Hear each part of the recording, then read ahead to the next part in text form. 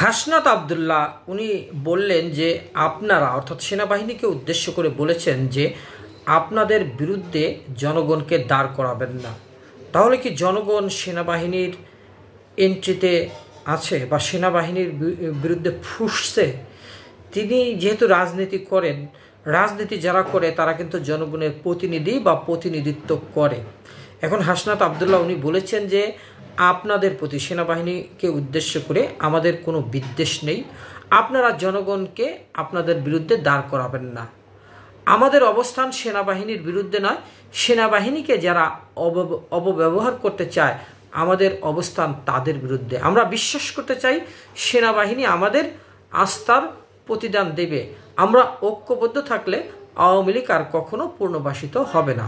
এখানে উল্লেখ্য যে আওয়ামী লীগকে নিষেধ করার দাবিতে আজকে শাহবাগে যে এনসিপি অর্থাৎ জাতীয় নাগরিক পার্টির একটি সমাবেশ হয়, সেখান থেকে হাসনাত আবদুল্লাহ এই কথা বলেছেন।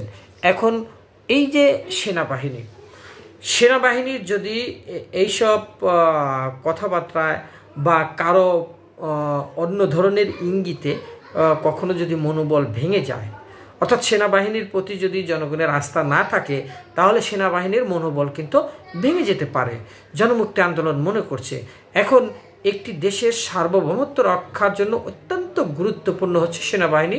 যদি সেনাবাহিনীর মনোবল ভেঙে যায়, এর খেসারত কিন্তু জনগণ এবং দেশ দিবে। সুরক্ষা দুর্বল হয়ে যাবে। সেনাবাহিনীর প্রধান কাজ হলো দেশের সীমানা রক্ষা করা এবং যে কোনো বহিরাগত আক্রমণ থেকে দেশকে রক্ষা করা।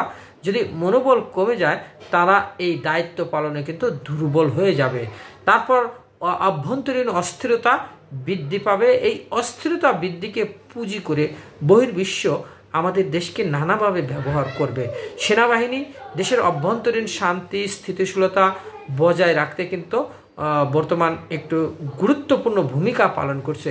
সেই ভূমিকাকে যদি অস্বীকার করা হয় বা বিচ্ছিন্ন দু একটি ঘটনা তো থাকবেই।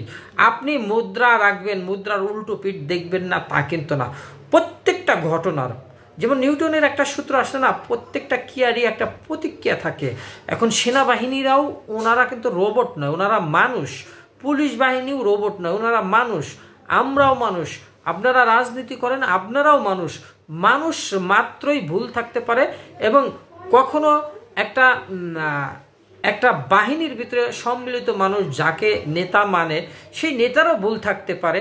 অর্থাৎ যিনি প্রধান বা যিনি একটু ভালো অফিসার, তারও কিন্তু ভুল থাকতে পারে।